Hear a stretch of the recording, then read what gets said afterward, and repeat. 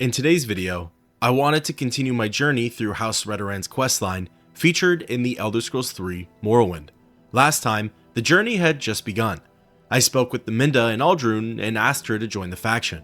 From there, she gave me several tasks. I defeated some mud crabs for a farmer and delivered a potion to the Hetman of Aldvalathi. I rescued a lost trader and recovered a founder's helm from a rival house. I drove off bandits from the same Guar farm, and I defended a House Redoran counselor from an assassination attempt. All the meanwhile, I rose through the faction's ranks and landed at the title of Kinsman. Once the Minda's tasks were wrapped up, I traveled to Aldvalathi and met with Thelden Virith for more work. The Hetman asked me to take out a slaughterfish named Old Bluefin, exterminate a diseased shulk in the Ashamanu egg mines, and hunt down a feral Kaguti in the West Gash region. This is where the story continues.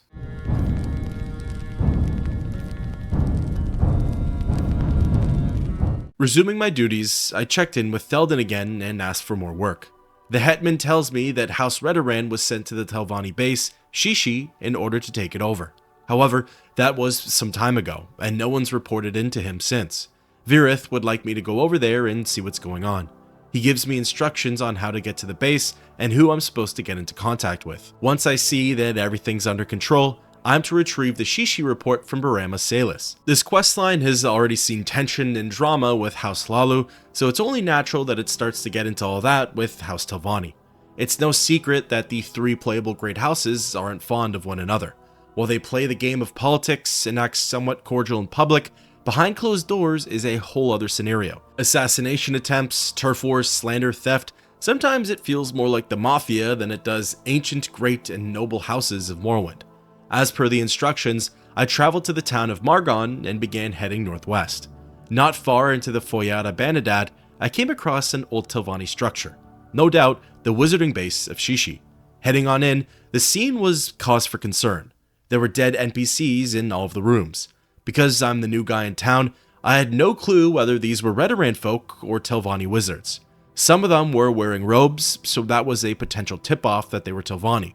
But the mystery was quickly curbed when I walked into the main chamber. Standing at the center of the room was a guard named Anise Romoran. Anise was friendly and identified as a House Redoran member, meaning that House Redoran had won the fight. Relieved, I continued my search for Barama Salis and moved upstairs. Here, there were two more guards and a couple more dead bodies. Looking around, there's plenty of minor loot that the player can take. Again, if you're hurting for gold, the small items can add up. After having a look around the place, I saw that one of the guards was Salis. Sparking up a conversation, I asked about the Shishi Report. In a rather underwhelming manner, Barama simply handed it over. That was about it for the interaction. Reading the report, Salis detailed that 5 Redoran agents stormed Shishi and took out the 5 Telvanni wizards. It sounds as though 2 of the Redoran members perished in the battle, but the job was ultimately successful, and they're awaiting further orders. From here, it is acceptable to just return to Thelden. You have what you came for, and everything seems under control. However, there is a hidden segment for this quest that's pretty easy to miss. Standing next to Barama is another guard named Temis Romavel. Asking him about the Shishi Report, Temis believes that there's still one more Telvanni wizard hiding out.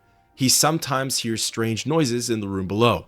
It's weird though, because the room underneath this one is the one with Anise in it.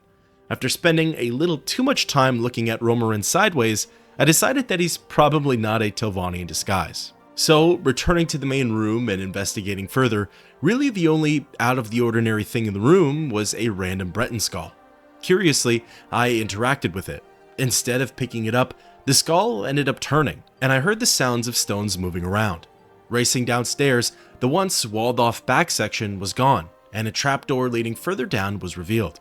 Descending the ladder, I came face to face with the sole survivor of Shishi's Telvanni. Favis Andis is a level 17 Dark Elf sorcerer. He knows a whole slew of spells and can be a rather tricky opponent in these tight quarters. Recommended is to bring some form of magical resistance, spell absorption, or silence. Once he was defeated, I climbed back up the ladder and informed the guards. There's no celebration or anything fancy, but Salis says that I should tell Thelden of my kill, and Temis feels justified with his hunch. Recalling to Aldvalathi, I handed the report to Virith. As for the hidden Telvanni wizard, he just calls it good work, and says that maybe the wizards will think twice about returning to Shishi. In terms of outcomes, the extra job netted me a plus 15 disposition increase with Theldon, whereas turning back early would have resulted in only plus 5. With that, thus ends the quest, Shishi Report.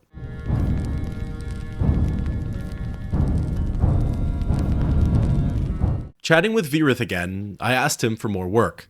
This is where he tells me that Aldvalathi is relatively quiet. There aren't any more duties right now, and he suggests that I look to either Naminda or Pharaoh Rethoran in Vivek. You'll notice that Theldon doesn't have any dialogue for advancements, so as of right now, one of the few people who can bump me up from Kinsman is Naminda. Even though he wasn't on the list of recommendations, Athen Sarethi is located close to her, so I figured in the meantime, I might as well continue with his story arc. Traveling to Aldrun, I approached Naminda and asked for an advancement.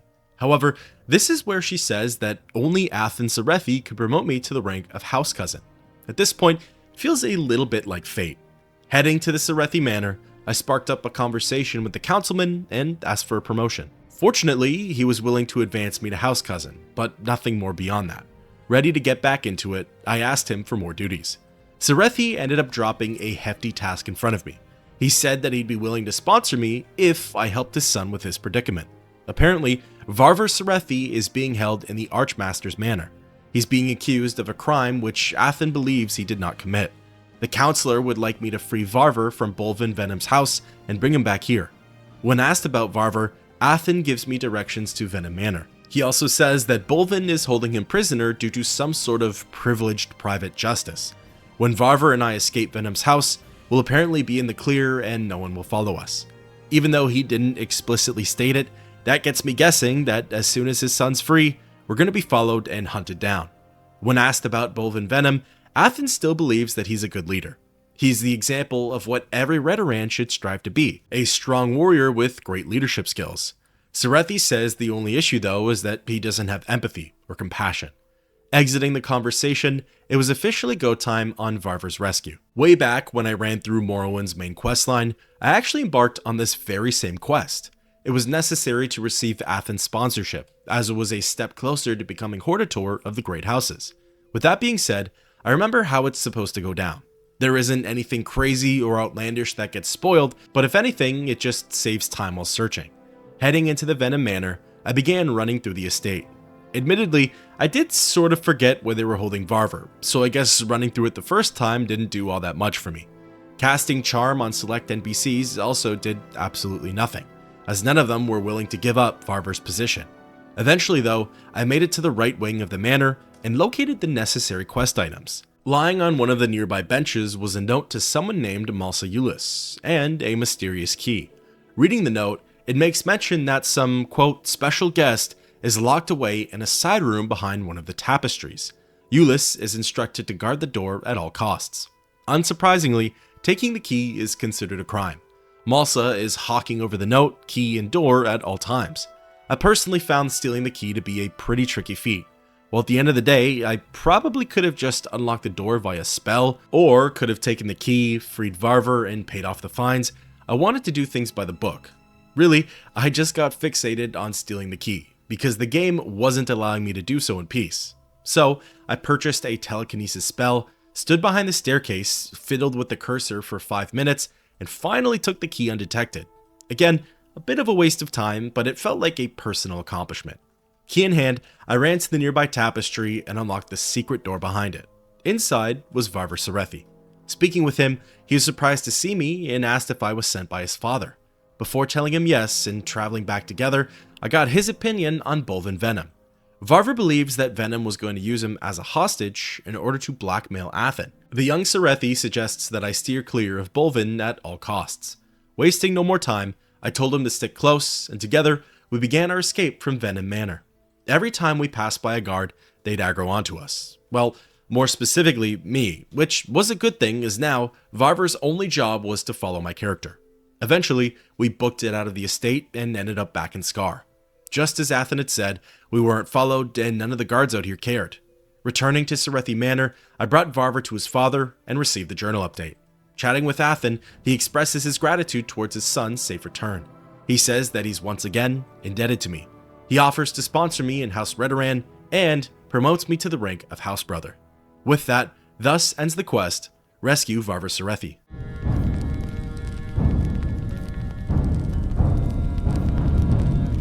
Now, I know that I'm standing in front of my new sponsor, but there's still a matter that needs to be taken care of. Before, Theldin Virith said that he didn't have any more work, but you see, that was a lie. He just needed someone of house brother status to do the job. Well, I just got promoted, and he's got one more task for me, so I figured I might as well return to Ardvalathi and close out the Hetman storyline. Speaking with Virith, he says that he needs someone to defeat some cultists in the ruins of Ashal Mawia. Ashal Mawia is the Daedric ruin that's literally right beside the fishing village. It's practically connected to it. Once inside, I'm to locate a worshipper named Gordol and take him out. Sounds easy enough. Exiting the outpost, I traveled a brief distance east and began staking out Ashal Mawia. Both the exterior and the interior are guarded by several Daedra and cultists. No matter what level you are, these threats shouldn't be taken lightly. However, with that being said, something I haven't gone over yet in detail are the House Redoran ranks. In total, there are 9 of them, and House Brother is rank number 6. In order to advance through the faction, the player needs to keep up with their quote, favored skills and attributes. These required attributes are strength and endurance, while the required skills are armor, athletics, heavy armor, long blade, medium armor, and spear. In order to reach the rank of House Brother, I needed my endurance and strength to each be at level 32, and of those favored skills, one of them needed to be at level 60, while 2 of the others needed to be at level 20. While beginners still fall under this category, I think it's safe to say that most newbies would have been phased out by now. Therefore, you probably knew what you were getting yourself into at Ashal Mawia. Back to the Daedric ruins, the dungeon has 2 zones. The first contains several worshippers. They're all Dark Elf casters and range from level 16 to level 17. Also, fun fact, this is where Molag Bal's Daedric Shrine is, hence the presence of cultists and Theldin's adamance that Gordol dies as soon as possible. Eventually, I hit the second zone, the Sunken Vaults. The vault is essentially one big chamber, and it's well beneath the ground. I guess the name is pretty appropriate. Making my way down to the bottom, I spotted a lone NPC, and he was looking right back at me. This was Gordol, and from there, the final fight had begun. Gordol is a level 20 Dunmer battle mage. He dons a set of ebony armor and fights using a Daedric war axe. On top of that, he knows a plethora of spells, but mostly casts conjuration and mysticism magic. For our fight, he relied heavily on conjuring a greater Bonewalker. If you've seen some of my other videos, you know just how much I hate these enemies. Every hit drains the player's strength. Eventually, you'll get over-encumbered, your melee attacks will stop being effective, and your target will close in for the kill. Luckily, I was able to finish the job before Gordol could do anything crazy. Once he's defeated, the reward here is pretty special. A set of ebony armor, a Daedric war axe, and all of the minor loot that's found in his den. Once ready, I recalled to the Ardvalathi outposts and reported my success. Theldin was ecstatic to hear about Gordol's death. As a reward for my efforts and a bit of a farewell token, he gifted me the Ebony Spear. This weapon is of course an Ebony Spear, but it also has the enchantments of damage health by 10 points for 1 second and drain agility by 10 points for 1 second as well. With that, thus ends the quest, Kill Gordol.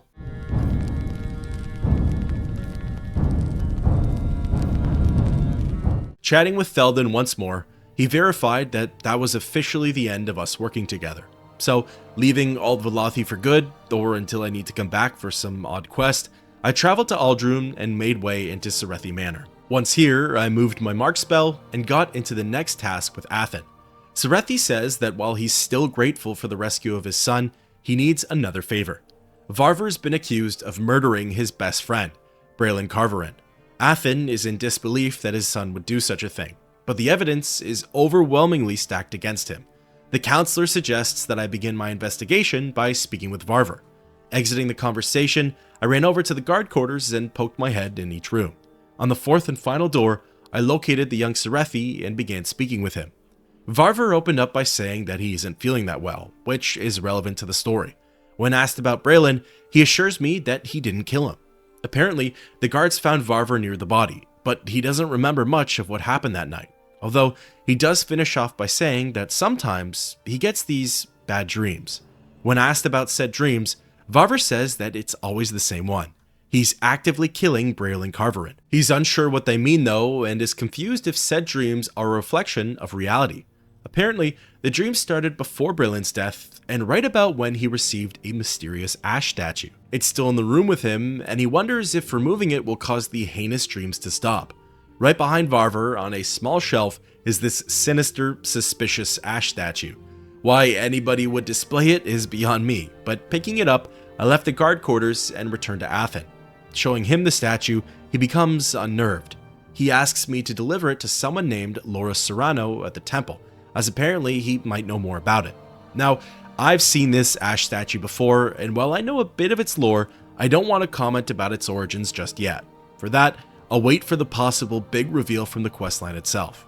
However, there's a good chance that a lot of you already know what this ash statue is and what it represents. Regardless, I entered Aldruin's temple and sought out Serrano. Speaking with him, he was apparently expecting my visit. Bringing up the statue, he says to hand it over, as with it, he can try and clear Varvur's name. Handing the piece over, Loros takes a second to examine it. He soon comes to the conclusion that the statue has some sort of conjuration enchantment tied to it. Said enchantment was what bewitched Varvur into killing Braylon. Serrano believes that Varvur might still be under the statue's influence. So, the next steps are for Varvur to visit Loros and to wait in the temple while the effects wear off. After that's done, Serrano will be able to clear Varvur's name. Really though, at this point in time, the only thing required of the player is to return to Athen and inform him of the plan. Before leaving, you might have noticed that Serrano has duties as a dialogue prompt. He too is one of the faction's many quest givers, and rest assured, I'll be on to his story arc before long.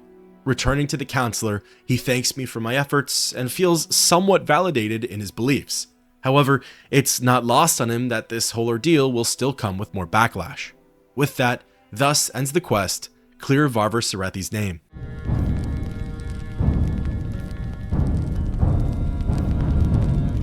Chatting with Athen again, I asked him for my next set of duties. The councilman informed me that a member of House Hlaano has been slandering Redoran's Archmagister. Ondres Narano is spreading rumors that Bolvin Venom is having an affair with another councilman's wife.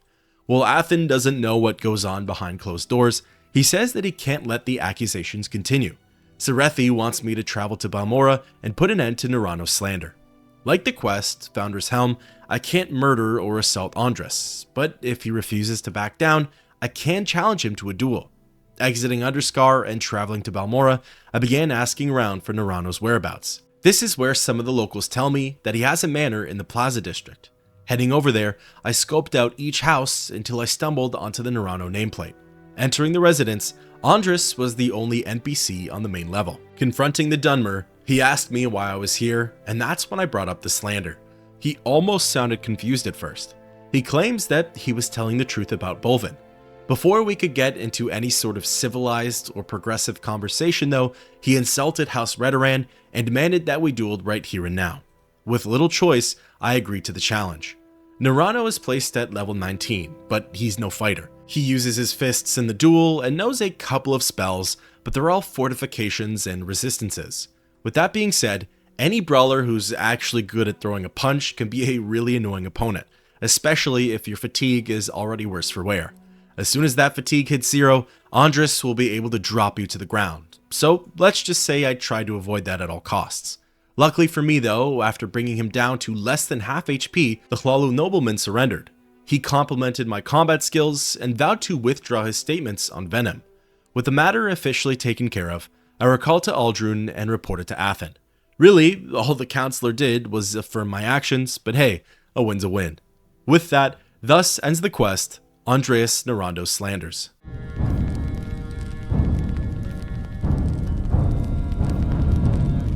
Speaking with the counselor again, I asked him for more work. Athen told me that he believes there are smugglers operating out of Shurinbaal, a cave on Vardenfell's coastline. Inquiring further, he tells me that Shurinbaal is southwest of Narmok. Sarethi has heard that the smugglers are led by a Dunmer named Deradur and a Red Guard named Engine. I'm to take out the leaders and clear the cave. Athen also mentions that the smugglers might have a contact here in Aldruin. He thinks it's worth looking into who that may be. Now, the last part of his request ends up being semi-interesting, but for the wrong reasons. Asking around Aldruin, no one has the smugglers or Shurinbaal as a dialogue prompt. Even the inns are pretty silent on these topics. However, there is one NPC who actually has the cave as a topic, and if you watched my Imperial Legion video, you'll probably recognize him. Drynar Varian is a Dunmer who lives right across from the Aldskar Inn. Drynar is a self-proclaimed pottery researcher. Asking him about Shurinbaal, he tells me to quote, "Take my questions somewhere else, Gwarfetcher." Following this is a 20-point decrease to his disposition. Unfortunately, nothing more comes of this interaction, but I think it's safe to say that he's the culprit. What's more, through the Imperial Legion questline, it's confirmed that he is a smuggler, as he has dwarven artifacts hidden among his vases and pots. I guess if not for the quest, then at least it's for our peace of minds, right? Now it's onto the dungeon itself. As described by Athen, Shurinbaal is located southwest of Narmok. Traveling to the coastal village, I began my search. Having been around the block, I knew to look for the cave's entrance in sort of tall and bulky rocks. Locating the doors to the dungeon, I went on in and immediately got jump scared by Engine. She was clearly expecting company and I fell right into her lap. Luckily though, once she was taken care of, I just had to find Derridor. However, of course Derridor was going to be at the very end of the dungeon, past all his guards and his henchmen. Shurinbaal only has one zone to it, but said zone holds 9 enemies. All of the NPCs vary in classes, races, and gear. The lowest level is 10, while the highest is 16, which is Derridor himself. Some fun facts about this dungeon: Kratos Cetus, an Imperial agent in here, is actually a trainer in speechcraft, light armor, and sneak. If the player can successfully calm him down or sneak up to him, you can get access to his services. It's safe to say though that for me, the ship has sailed. Some other notes I read on the wiki include Drynar's sister being in Shurinbaal. Apparently, Dovrosi Varian, a Dark Elf rogue, is related to the Master of Pottery back in Aldrin. He's probably gonna hate me even more when I come back to the city. Then lastly, Galtus Sarethi, one of the other smugglers in here, drops an amulet of Mark. This is apparently the only guaranteed drop for this amulet in the base game. Even I did a double take on it, as it's not something I recalled ever coming across before. Back to the matter at hand, once Derridor and the gang were defeated, I was free to return to Aldrin. However, worth noting is the mass amount of loot available in Shurinbaal. In the room where Derridor was hiding, there are a bunch of crates and barrels. Almost all of them contain enchanted gear, decent sums of gold, and other little knickknacks like potions, jewels, and weapons. If not for a new loadout, these are definitely worth it for the extra pocket change. Once done, I recalled to Aldrun and spoke with Athen. The counselor was happy to hear that the smugglers would no longer be a problem for the house. With that, thus ends the quest, Shurinbaal.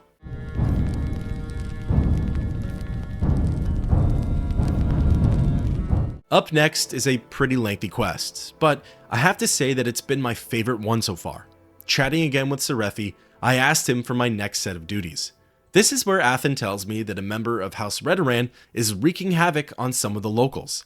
Arethan Mandus has turned mad. He's claimed himself to be the Lord of Westgash. On top of that, he's also been demanding tribute from locals and travelers. Athen would like me to put an end to Lord Mandus's tyranny.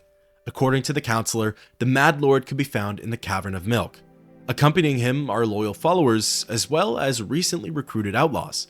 Sarethi believes that they won't go down without a fight. He then gives me directions on how to get to Milk. Before leaving, the councilman does call attention to another important player. Athen believes it's better that Atherin stays alive. He thinks that the Lord's father, Laerar Mandus, might know how to cure his madness. Laerar can be found in the settlement of Ebonheart. This quest certainly has some layers to it. If you really wanted to bulldoze through the mission, you could easily head to Milk, fight through Mandus's warriors, and slay the Mad Lord. However, there's a lot more going on here than meets the eye. Traveling to Ebonheart, I began my search for Laerar. The Dunmer Lord could be found in the Grand Council chamber, which is toward the back of the outpost.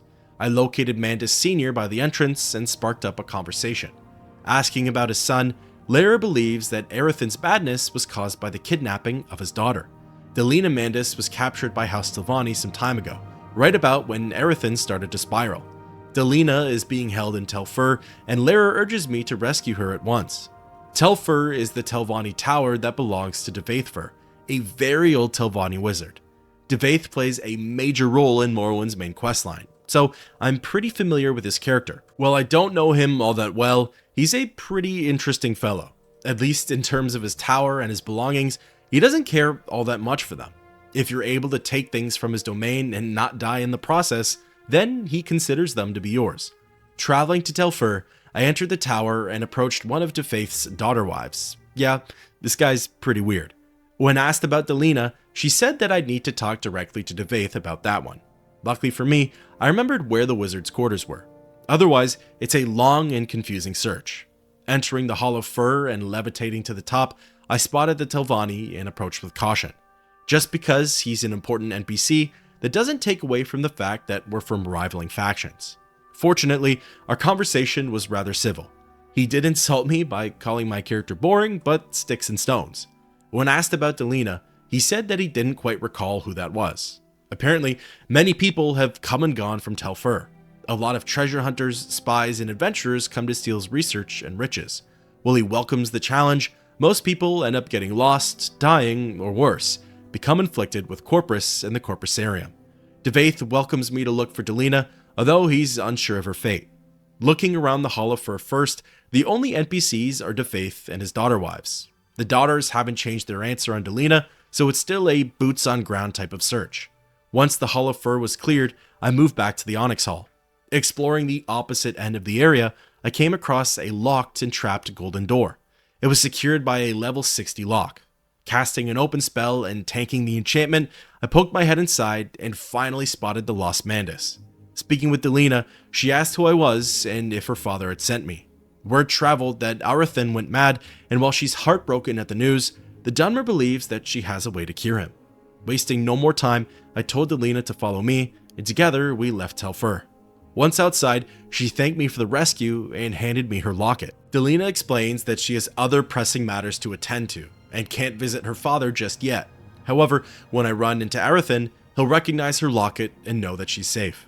With a breakthrough in the quest, I decided to tell Lair about his granddaughter first. Heading to Ebonheart and entering the Grand Council chamber, the Redoran Lord certainly didn't disappoint.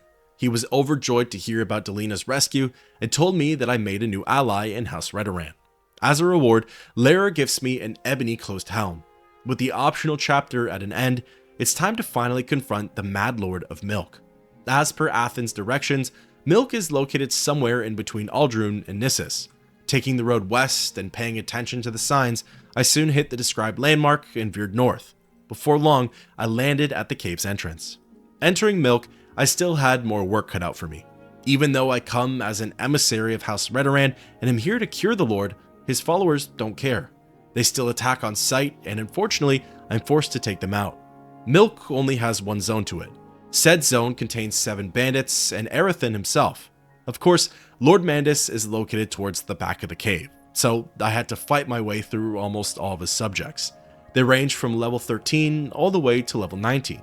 They're all dark elves and have varying classes. Knights, bards, crusaders, witch hunters, you name it.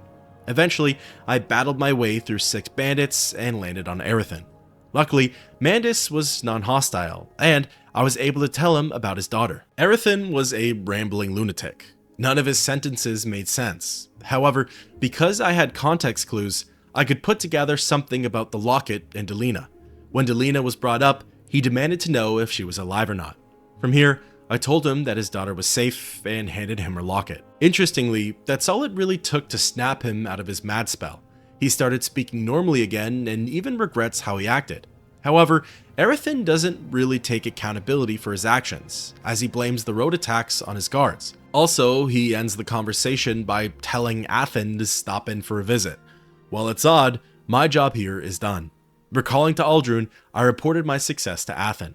While the councilman doesn't believe Mandus has really snapped out of it, he recognizes that the threat from his guards has come to an end. Sarethi thanks me for my efforts and says that he's proud of all that I've accomplished.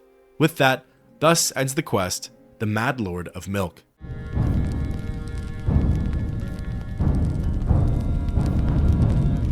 Chatting with Athen once more, I asked him for my next set of duties. This is where Sarethi tells me that that's it for him, at least for now. In order to progress further with his storyline and to advance in general, I need the support of 2 more council members and have to build a stronghold.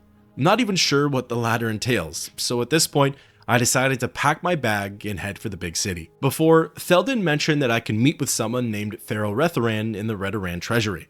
She's a quest giver for the faction and the next arc in my storyline. So, making my way to the Redoran canton and entering the plaza, I located the bank and found my contact. Speaking with Ferrell, she introduced herself as the House Redoran steward for Vivek. Without missing a beat, I got into the nitty-gritty and asked her for work. This was where Redoran informed me that there's more slander coming out of House Hlaano. A nobleman's son, Meril Hlaano, is talking badly about the faction. Ferrell would like me to travel to Balmora and make Hlaano withdraw his statements. Meril's at the 8 plates, and while the steward doesn't make mention of it, I already know the drill. Don't bring on shame for House Redoran. Before leaving, I moved my mark spell for easier transportation. Now, exiting Vivek, I took a silt strider to Caius' ends and entered the tavern. The Hlalu slanderer was standing in the entrance of the bar area. Sizing him up, I approached Meril and confronted him. When asked to stop with the slander, he simply replies with, "Make me." At this point, there are 2 outcomes to the quest. The first, and in my opinion, the most satisfying one, is to cast Frenzy on him. Like discussed before, this sends Hlaano into an uproar. He pulls out a sword and starts swinging for the fences. Since he made the first move, killing him is merely self-defense. Meril is placed at level 9, and at this point, the player would have dealt with much trickier foes. Once the nobleman was dead, I returned to Ferrell and reported my success. Although, the steward's reaction wasn't quite what I expected. She recognized that I had gotten the job done, but I suppose the violence alone was enough to bring dishonor on House Redoran. Redoran ends up blaming it on my character being an outlander and not understanding their ways and customs. Now, reverting back, option number 2, the less satisfying one, is to raise Hlaano's disposition. Doing so via charm and asking about the slander, he vowed to withdraw his statements against House Redoran. Recalling to Vivek and sharing the news with Ferrell, this time she was more pleased with the result. As a reward, Redoran gives me a holy shield. It's an enchanted bone mold shield and restores 10 points of health on self. With that, thus ends the quest, Meril Hlaano's slander.